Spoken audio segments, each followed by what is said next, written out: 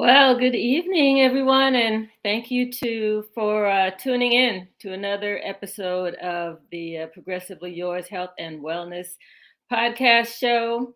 I think I'm more excited about this show this evening than any of the others, even though all of the shows have been wonderful to date. I believe this is our fourth show.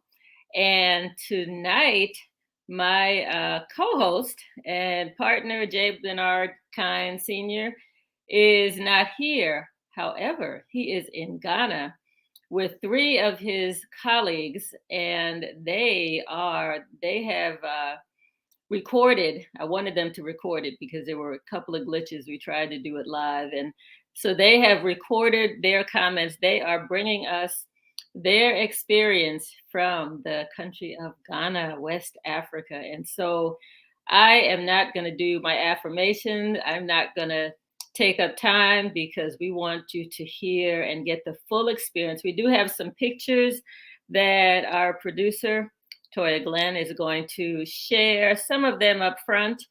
And then we're going to go directly to Bernard and his colleagues, let him run the show. And then at the end, we have some additional pictures from their experience that they have had today. But this is wonderful. And this is our test run of, how do we do this show internationally? Because we have some other people who would like to join us from South Africa and other places. So, and again, our theme is health and wellness, and it's in that vein that they are going to share their experience in Ghana. And with that, I'm going to turn this over to our producer, who's going to share Bernard and his colleagues.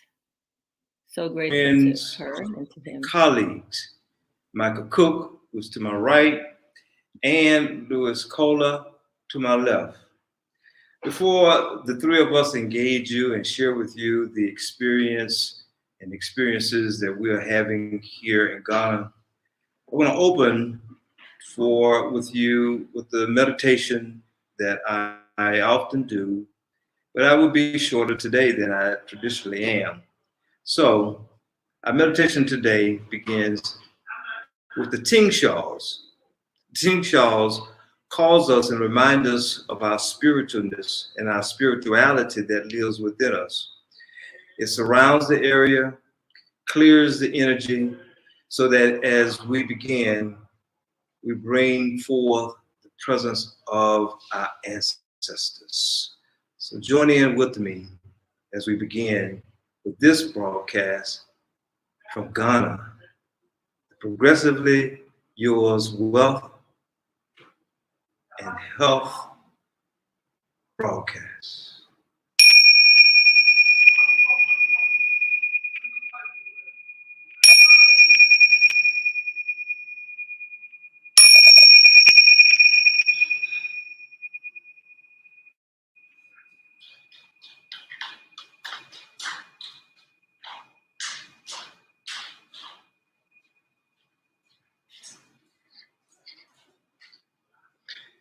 So at this time,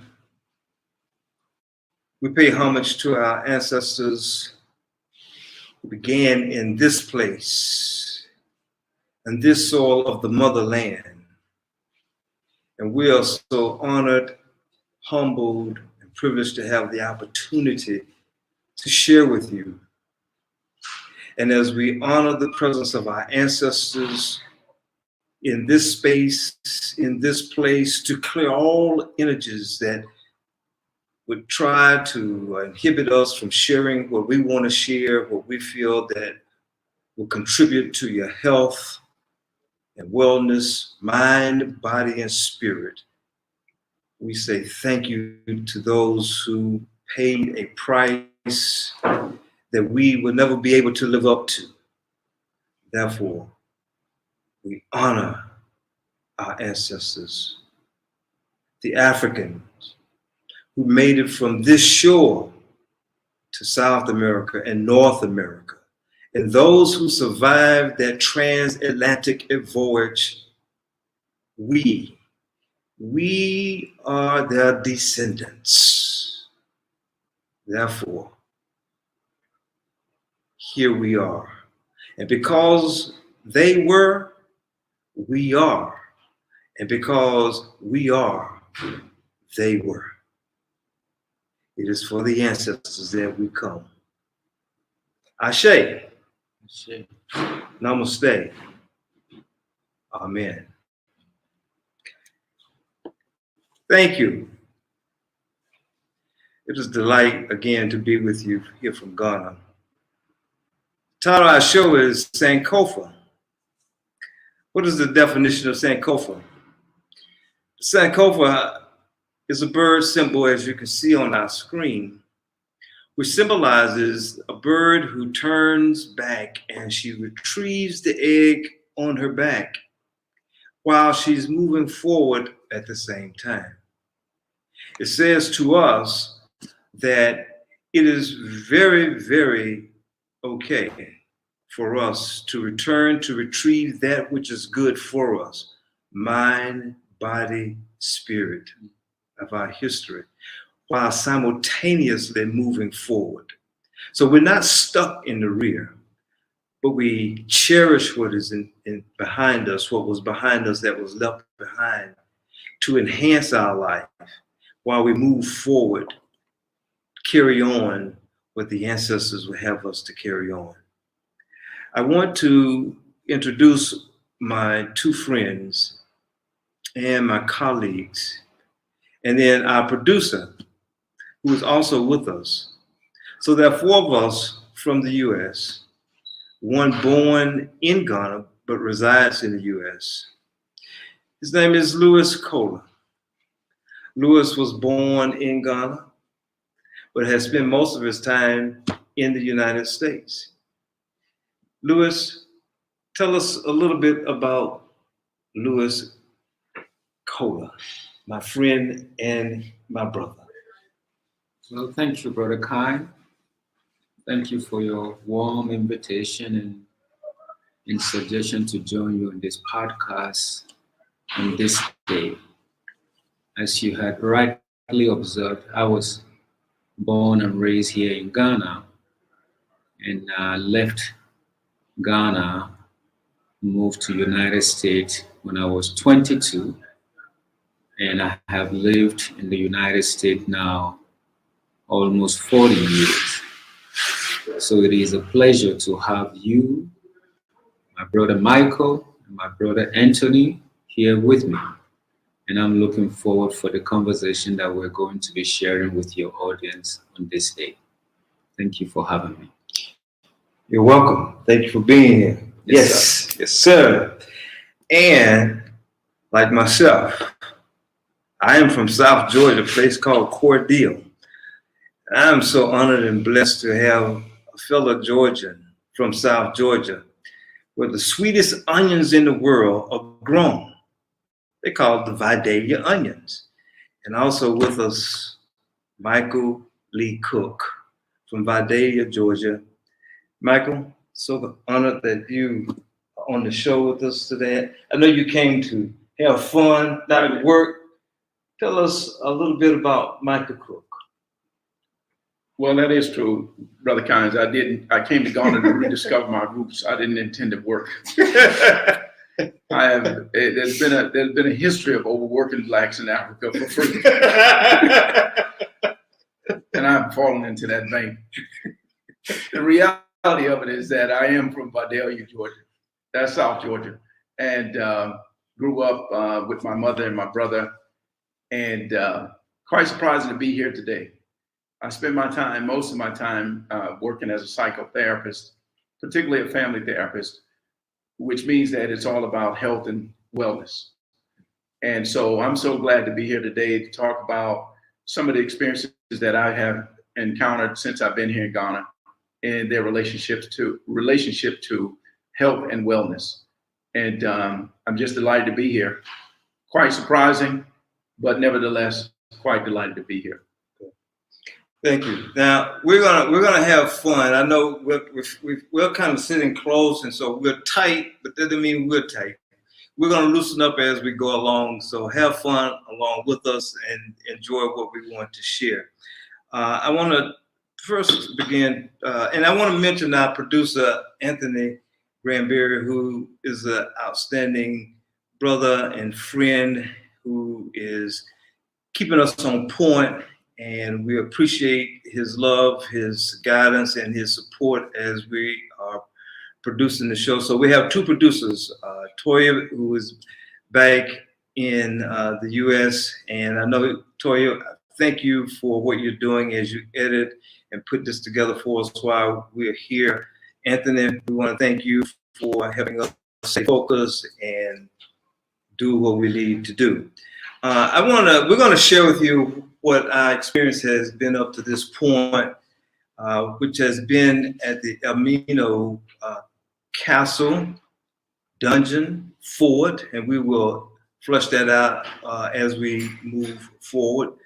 But I want to talk with Michael, and Lewis a little bit more. And so, Lewis, I want to ask you to share, what is it like to have been born in Ghana, yes, and now live in the U.S. as one who now sees both sides? What is that experience like for you? And then move into what the experience of our visit yesterday to the fort was like. I'm gonna use the words interchangeably, fort, and Lewis and Michael can share more about that, and I will also about Fort Castle and dungeon. Well, as I indicated earlier, when I was born and raised in Ghana, both my parents, my father and my mother, were originally from Nigeria. They migrated to Ghana, particularly Accra, in the late 40s, and so I was born along with my 8 siblings here in Ghana, and I left Ghana when I was 22. That was in 1986, to move to the U.S. And I hope it won't surprise you to know that even though I was here until the age of 22, I had never visited Amina Castle dungeon, which will be using interchangeably. I've never. So my first time to actually visit Cape Coast, and particularly Elmina Castle, was with my friends sitting with me here, and it was quite an experience. And I think we're going to be getting into that a little bit more. So leaving Ghana at the age of 22, as you can imagine, that is a period in which a young person is kind of coming into their own, coming to a sense of identity, grounding, yourself in a particular locality, and coming to some recognition about who you are in the world and how you engage the world. So a lot of that began here, but it continued to unfold when I was in US. And when I came to US, of course, I had to learn, the cultural environment in the US. I was very intentional, and I think it's important to make this. As a Black person, I wanted to make sure that I was immersed in the African American experience. I didn't want to come to the US and live or act as if I was still in Ghana. I wanted to immerse myself in the African American experience. And so that became extremely important to me, which I have been able to do along the way. But I continue to maintain, my African identity, and it continued to provide me a lens through which I navigate my life, my experiences, my relationship in the United States. I'm very grateful, that that I had that, a point of reference. My Africanness was a point of reference that enabled me to navigate and to work out my life, my work, my relationship in the United States. I think if I didn't have that, I probably would have been absorbed into the American experience. I wanted to have that experience, but I didn't want to be completely absorbed by it. I wanted to maintain my Ghanaian, my Nigerian identity, and in almost 40 years, those multiple identities continue to serve me in so many ways, including this particular visit with my friends here in Ghana. Mm-hmm. Thank you. Yeah, and we will flush that out a little bit more, because I'm sure there will be some interchange between both your experience in America and in Ghana, and in particular, what may have been stirred within you during our visit at the Amino Castle yesterday. Is that right? Absolutely. Yeah. Mike, I want to turn to you. What is it like for you growing up in South Georgia, Vidalia, to recognize from whence you've come, to be here now in Ghana to visit the castle? And we're going to come back and talk more between the three of us. But what's that initial response that has been stirred inside of you from when you think about your roots in Vidalia, Georgia, to now here in Ghana in the castle? Well, it really is a very good question, because one of the things that, one of the questions that have always plagued me since I was a little boy, I've always wondered how did I ever get here in Vidalia, Georgia? How did I ever find myself in Vidalia, right? How did my people find themselves there? And one of the things that the experience of going to Elamina Castle did for me was to help me sort of put that kind of question at the forefront again in my life. And what it helped me to do, it helped me to see that my place in a place like South Georgia, Vidalia, really didn't originate there. Mm-hmm. That sort of journey originated in a place like Elamina Castle. And so to be able to see that where I came from, it didn't start where I thought it started. Mm-hmm. It started farther back than what I had expected. And so being able to come and make those connections, I'm already immediately left with the understanding that whatever I thought of myself is much broader and deeper than what I ever imagined. And coming to the castle yesterday really reminded me of that in ways in which I never could have imagined. You said something that I want to expand a little bit, and that is bigger than I've imagined. Being born in the U.S., in Vidalia, and coming to Ghana and having the recognition that your life is more than you could have imagined in terms of your identity.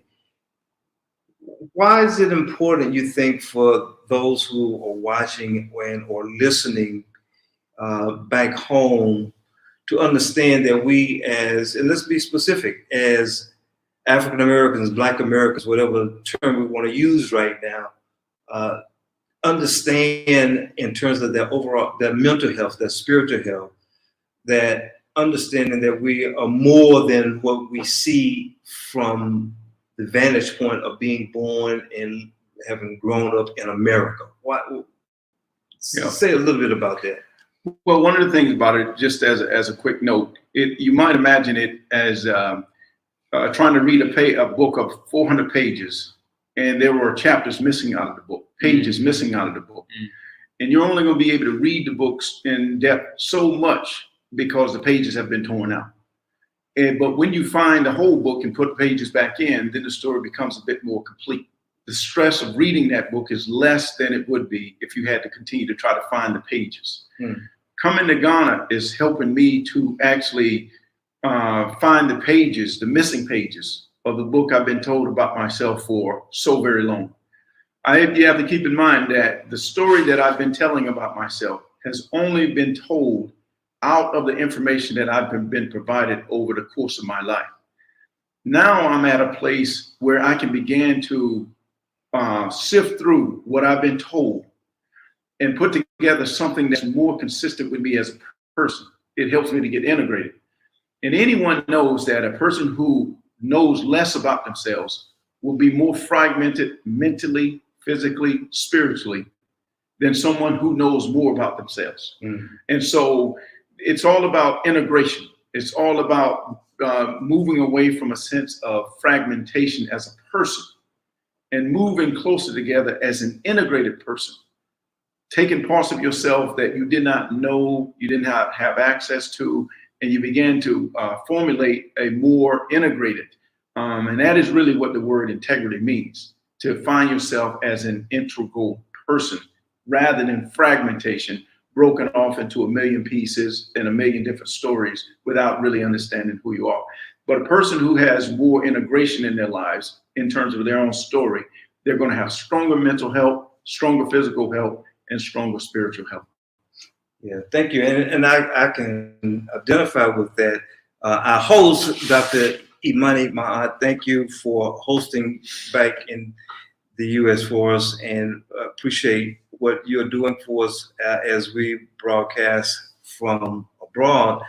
I identify with Michael in the sense that I was born in New York and grew up in South Georgia, also a place called Cordele.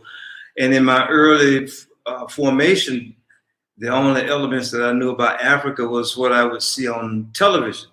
It was Tarzan, and it was a glorified white guy who was coming to Africa to conquer, and he was king.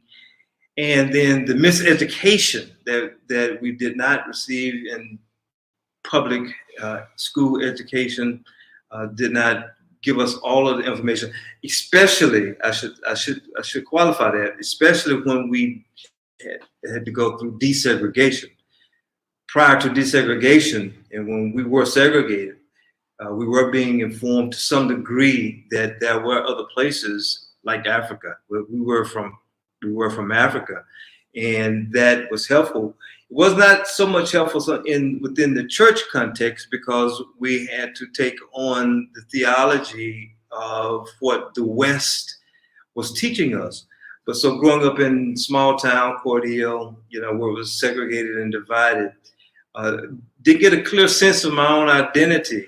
I came to Ghana in the year of the return in 2019, and the experience was very transformative for me when I went through the castles that we're talking about now, and just the touring of those facilities, the smelling of the stench, especially in the female dungeons, where you could smell all of the body fluids these hundreds and hundreds of years later, is so impacting to know that our ancestors started not on the shores of America in Charleston or Savannah, but here in Africa.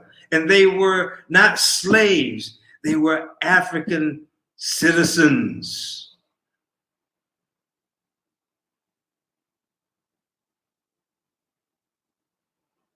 Lewis, jump in.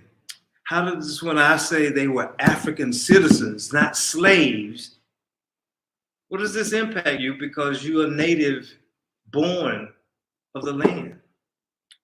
I do believe that is such a significant point that cannot be overstretched, in the sense that the people that left here and were moved to the Western Hemisphere were Africans. They were not slaves. They were Africans.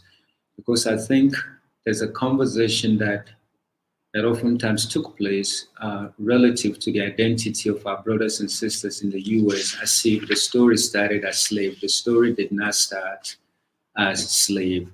The story started as individuals who were somebody as brothers, mothers, friends, sister, and so on and so forth. They had distinct and undeniable identity that had nothing to do with slavery before the colonizers, whether they were Dutch or Danish or Portuguese, took them out of this, area and onto the Western Hemisphere. So I think it's important. My colleague, Michael mentioned just a moment ago this question about integrity, which I also think is intricately connected with identity. And not only is it intricately connected with identity, it's also connected with purpose, right? If you don't know who you are, how do you know what you're supposed to be and do in this world? So I think coming back to Ghana, 4 of us having the experience that we have at Elmina Castle dungeon, that we all got connected to something that was bigger than ourselves individually. That there was a history in that place that is part of our history. That perhaps we could not have gotten, connected with any books or any story unless you are actually here. And so being at the Elmina Castle together, the four of us, for me, I think not only connected us with something larger than ourselves, but also connected us with each other in a very deeper, meaningful, and impactful way. I think it grounds us, and perhaps we continue to ground us and continue to give us some sense of direction and purpose as we continue to unpack and to explore the full meaning of the experience that we had on yesterday. Again, to kind of summarize what I'm trying to get at here, the title of this particular podcast is Sankofa. It's an Akan language, right? That has a sort of metaphorical meaning that you go back, right, in order to retrieve something special, something precious, something significant that will enable you to integrate a part of yourself, that can provide you with direction, purpose as you imagine and envision the future. So what we've experienced, hopefully what we continue to experience during our time here in Ghana, is about remembering, and somebody once told me that when we remember, we are able to remember ourselves. There's something about remembering, there's something about looking back that once again supports the idea that Michael was talking about integration and identity. So on that one word, let us say, for the sake of conversation, people who say, well, why should I remember? Why is remembering so important to my health and wellness? That's what we are about here on the Progressively Yours Health and Wellness podcast, Louis. So why is remembering important to my overall health, in your opinion? So I'll give you some of my thoughts on that. I think, so remember the whole idea of dementia or Alzheimer, right? It is when you're not able to remember even your own son, your own daughter, your own name, your own self. So there's something disintegrating, disorganizing, destructuring that is related to not being able to remember. So when you remember, there is something deeply psychological, spiritual, and mentally that allows for a sense of coming together, a sense of integration, a sense of cohesiveness, right? That without being able to, let me give you one single example.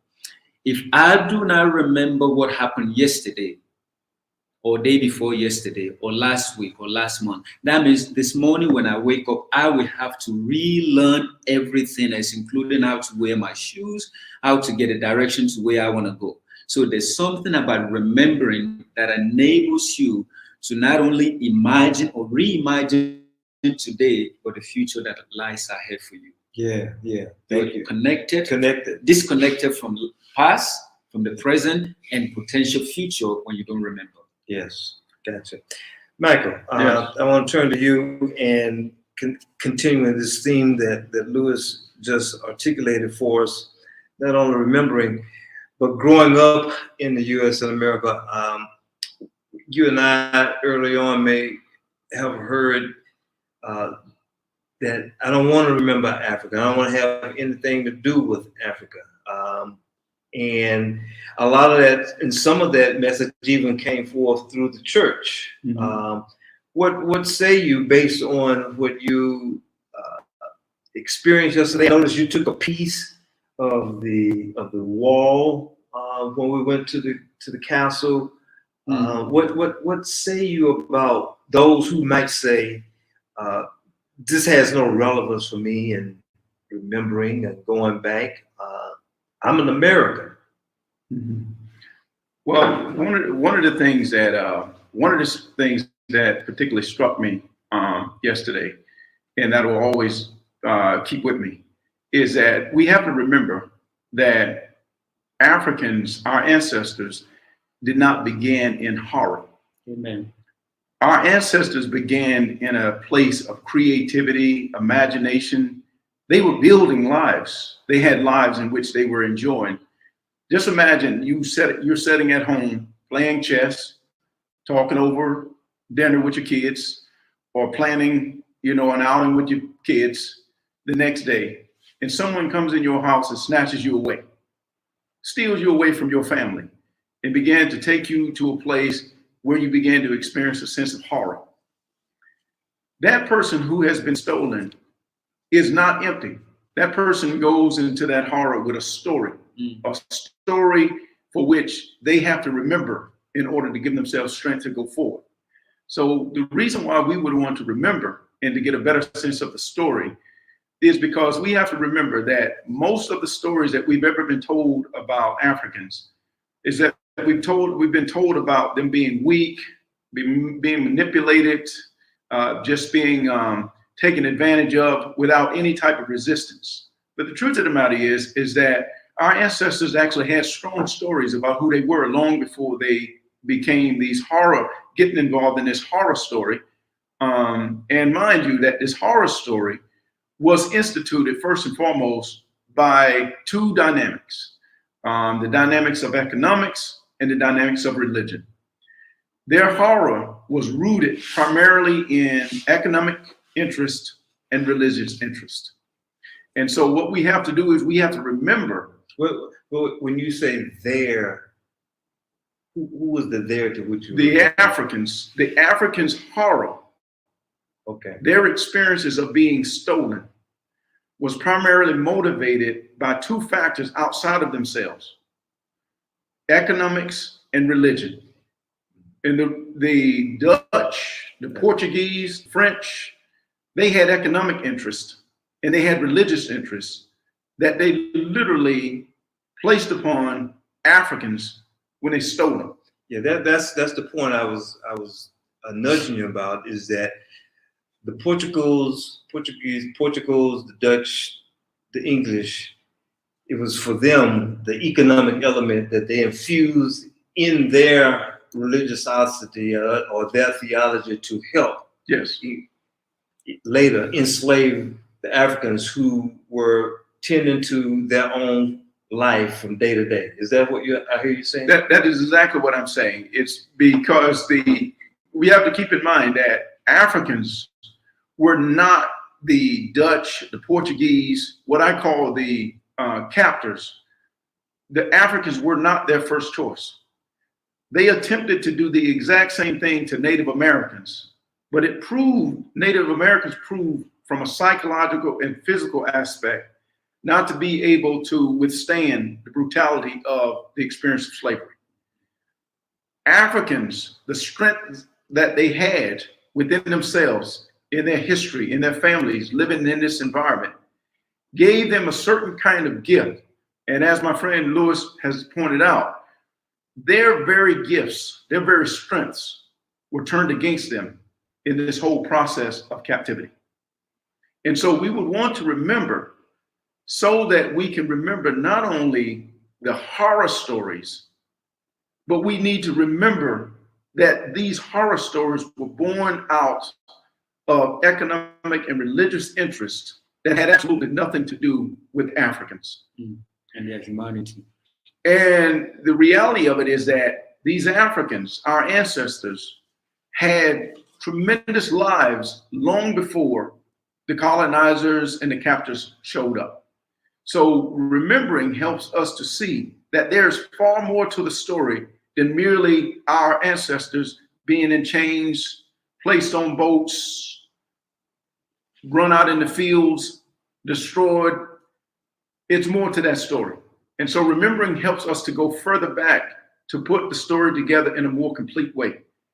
And I would just say this, that I have such an appreciation for the fact that there must have been something within our ancestors that just cannot be accounted for, that made it possible for them to leave a palace, to go into a dungeon, and to survive on the other side of the world. There must have been something extraordinary. And so for me, I think it has something to do with their mental health. And I think it had something to do with their physical health. And I think it has something to do with their spiritual health. Yeah. Something that we too can grab hold of and begin to institute in our own lives, because there was strength there before there was a dungeon. Absolutely. You know, I want to piggyback on that in terms of the dungeon. You've noticed that we've used the word castle, dungeon, fort because they fought, they being the Portugal, the British, and the French fought against each other. And you can see the cannons on top of these castles. We move from the word castle because castle indicates that of royalty. And there was nothing royal that was happening in those places. The Africans built these castles, these forts, dungeons, that they would be enslaved, and we use the word enslaved, by these captors in order to help produce an economic livelihood later as they would make this transatlantic voyage to South America first, Brazil, Jamaica, etc., later North America. And it was brutal, pure brutal. I'd like for us to talk about a little bit more of the emotional impact as we move through sections in these dungeons. And I began, for me, it was always the smell that remains to this day, more in the female dungeons than the male dungeons, because of the bodily fluids, all of the bodily fluids that our women would release from their bodies. And when you imagine in a close packed area, as Michael and Lewis are sitting tight, so you imagine being chained and locked with someone that you do not know. And if you have to go relieve yourself, you have to find a way to communicate with the person that you are enchained to. And if you couldn't, you would relieve yourself where you were. The odors from the body's fluids remain. And when I think of that, and I can feel the wailing when you're in those quarters. The other impactful moment was when we went into the governor's quarters, which was above the courtyard, and he could look down upon women and make his selection for one to be brought to his quarters to have his way with her. The other thing that's not mentioned too much, and the four of us have talked about this, is that our men, who they were more interested in because of the physical labor, not only were our women raped, but so were our Black African brothers, to set example that if you don't comply, this is what will happen to you. On top of that, the church established by the Portuguese within these dungeons set the religious tone so that they could use the religion to justify what they were carrying out. Misappropriation, as our producer would say, of the text for economic purpose in the long run. Now, this is important because these theologies still operate today in our own land, here and abroad. And they continue to hold us captive if we don't understand the implications of how the origins, I should say, if we don't remember, as Lewis pointed out, these early beginnings. This is why this journey, this pilgrimage for the four of us is so very important. This is what just walking through these various areas in the fourth dungeon, the castle, how it impacts us emotionally, spiritually, physically. What part impacted you as we were making the journey through, Lewis? I think Mamina. Michael talked about the potential double evil of economics and religion. And I use the word potential because, again, as a producer would tell us, people have a unique way or different way of appropriating religion as well as economic processes. But what was most shocking to me all my life, I'm a third generation Christian, meaning my grandparents were Christians, my parents were Christian, and I chose the Christian religion as a means or a way by which I connect to a reality that is greater and bigger than myself. But the contradiction that I saw at the Elmina dungeon was why the phenomena of stealing away, if you will, snatching away of Africans from their native land was going on within that dungeon. And Michael has referred to it as the horror. We can call it the traumatization of African people. While that was going on, there was a religious activity going on along that. I find that rather emotionally troubling. Very difficult for me to understand how someone can honestly and sincerely worship the God of creation, the God of the universe, the God of love, but yet actively and willingly participate, in what was going on in that dungeon. That was deeply, deeply shocking, surprising, and and disturbing for me. So that is one thing. The other point that I also wanted to make, and I think Michael was alluding to this early on, I think the very existence of the African American community in South America, North America, is a testimony to the resilience and the power and the strength and the creativity of our people. As Michael mentioned as well, that this experiment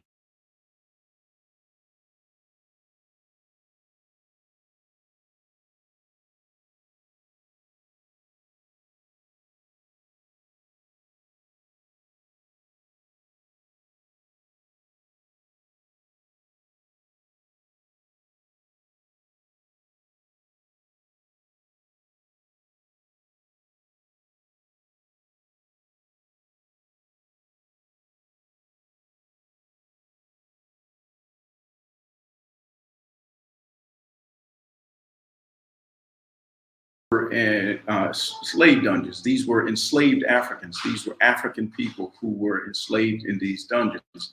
And one of the most striking things to me was the lengths in which these captors went in order to control the minds and the bodies and the souls of those that they had captured.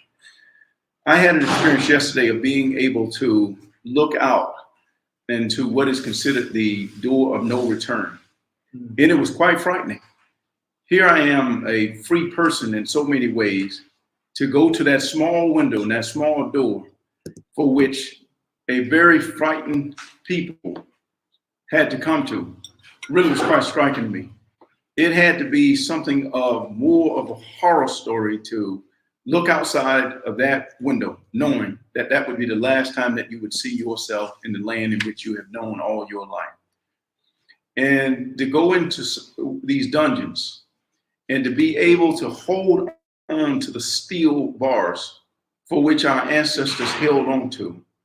It was an amazing experience in the sense that these captors went to they had no lengths that they would not go to in order to keep these ancestors of ours confined. And when you hold the metal bars, it literally was a place in which you could not escape from. And it just struck me to the lengths in which these captors would go in order to keep a person. Mm. And to know that it had to have a tremendous mental toll, took a mental toll on a person to know that by all means, there was no way to escape. And when I went in and saw again this door of no return, felt these bars, looked at some of the ball and chains in which these folks were put into, the shackles, it just reminded me of the lengths again that these captors went.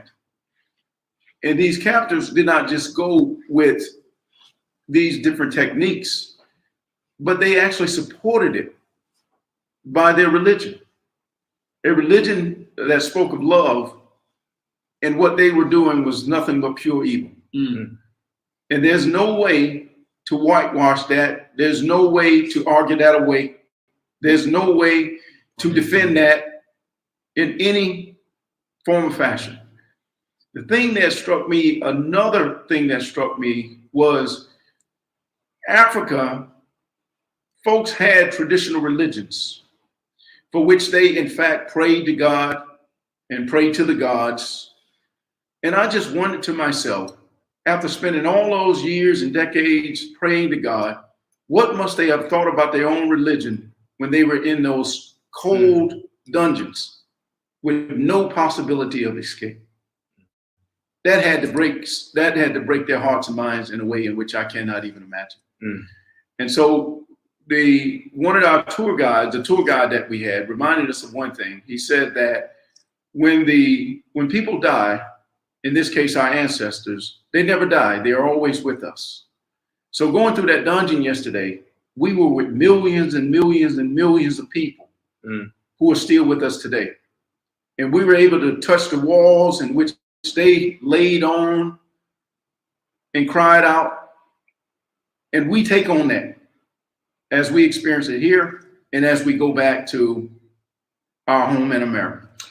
On that point of going back to our home in America, we go back to our clinical practice. All four of us are practicing clinicians, of counselors, psychotherapists in various dimensions.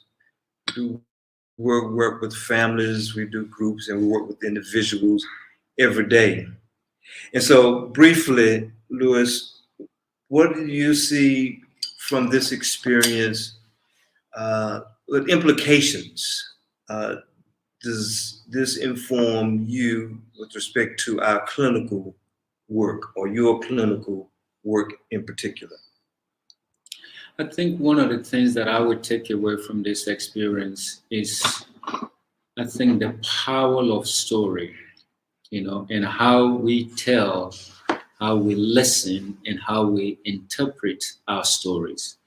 That is, for me, I think is very important. And one of the ways that I will continue to utilize this experience, as I mentioned earlier on, is no matter who comes to see me, whether they come as an individual, whether they come to see me as a couple, or whether they come to see me as a family, I wanted to be able to hear their story, not only hear the story of pain and trauma and horror in their lives, but it's also the story of strength, of creativity, of resilience, of grace, of love, of power in their story.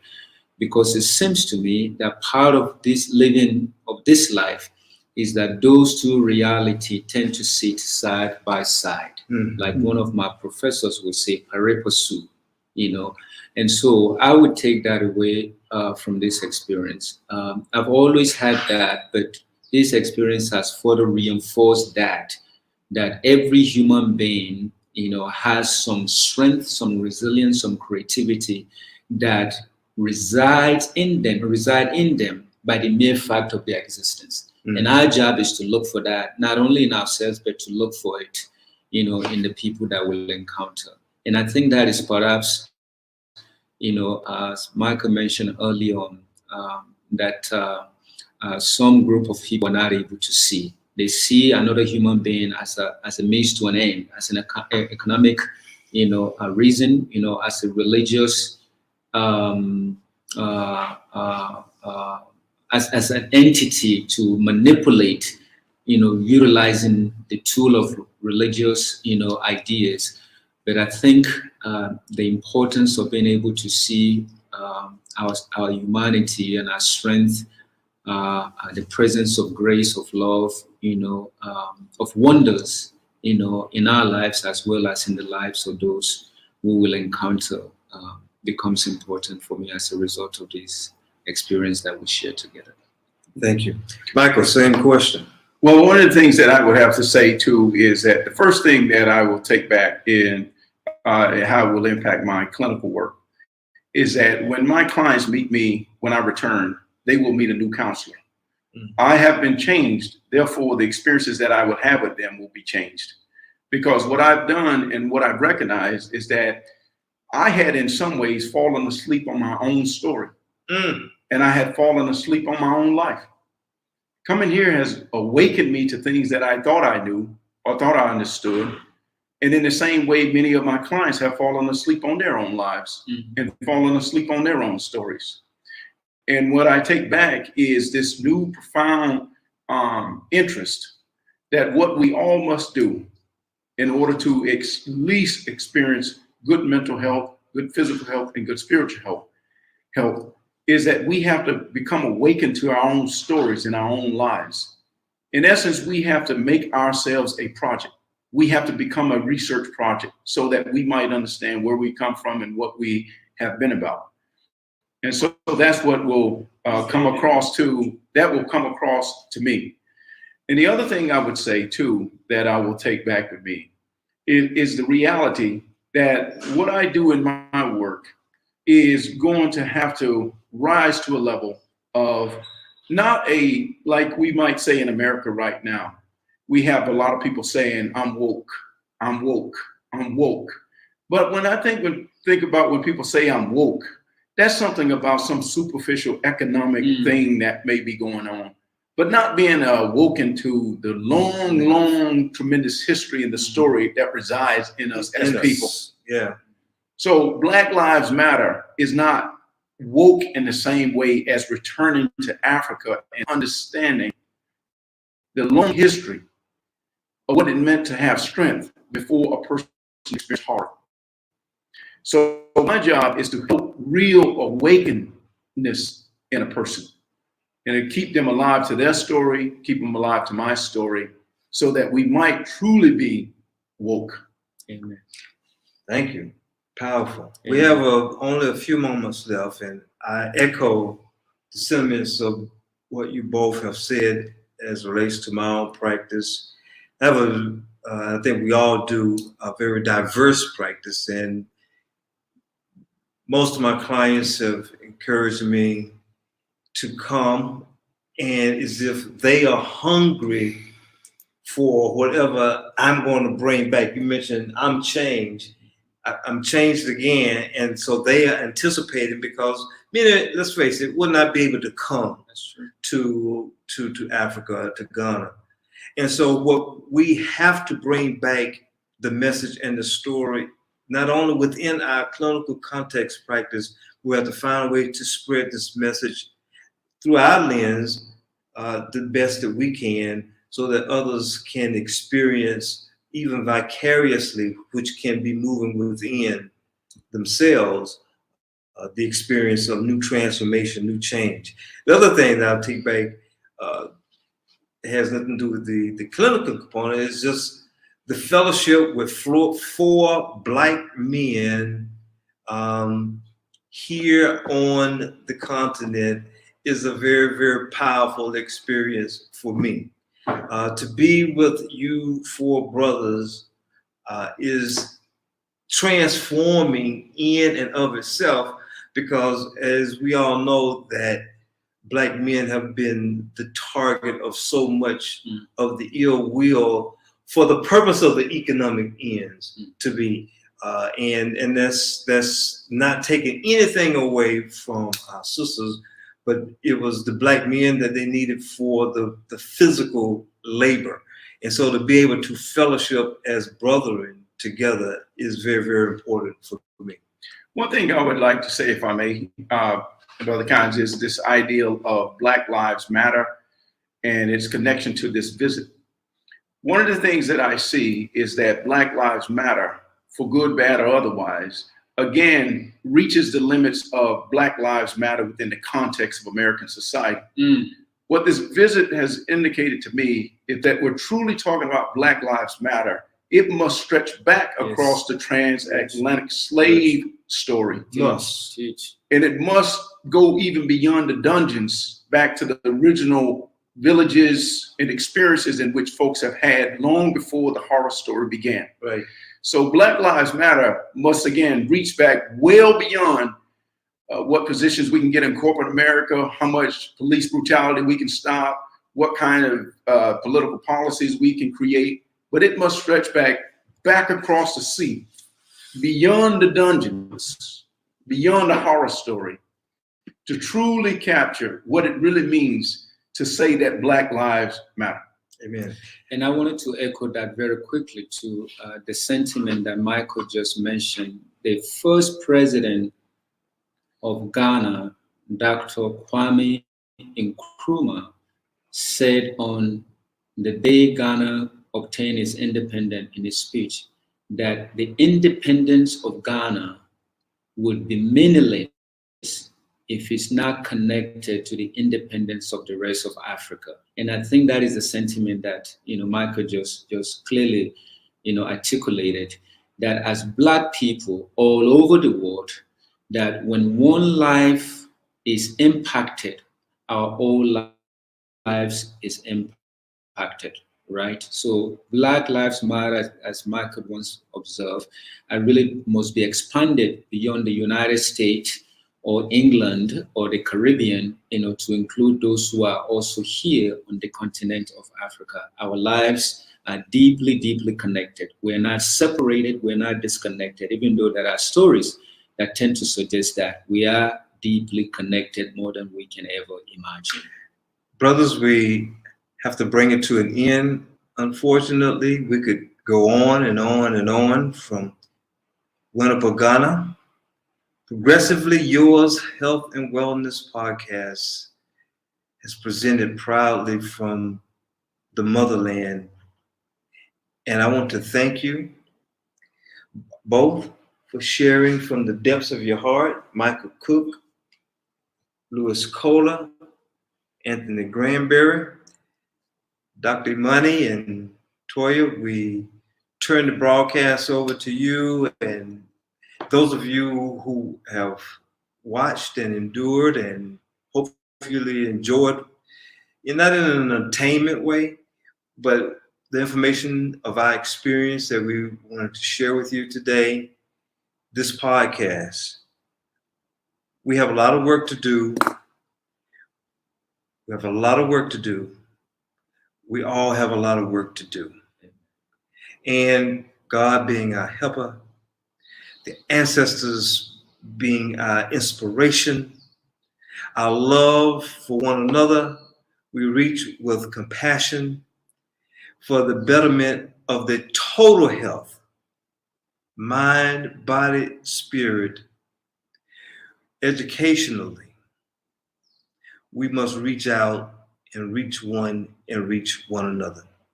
So, from Winnipeg, Ghana, I, J. Bernard Kynes,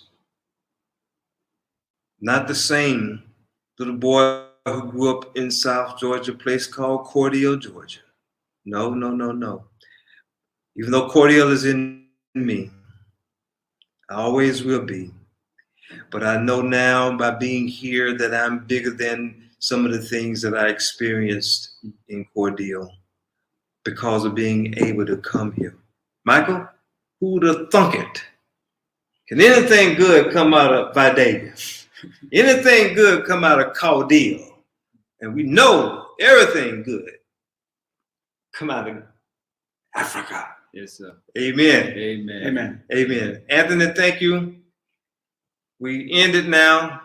Yes. We also got some preacher in us, and we can go on and on, but we'll stop. Dr. Imani, I want to thank you for hosting this podcast. Appreciate your leadership. Appreciate that you and Toya are holding together for us. And I will see you soon for our next podcast. In fact, I'll be traveling back on the week of our next podcast. So it'll be 2 weeks before I'll be back in America. Thank you all. Peace out. Goodbye. Peace out. Ashe. Peace out.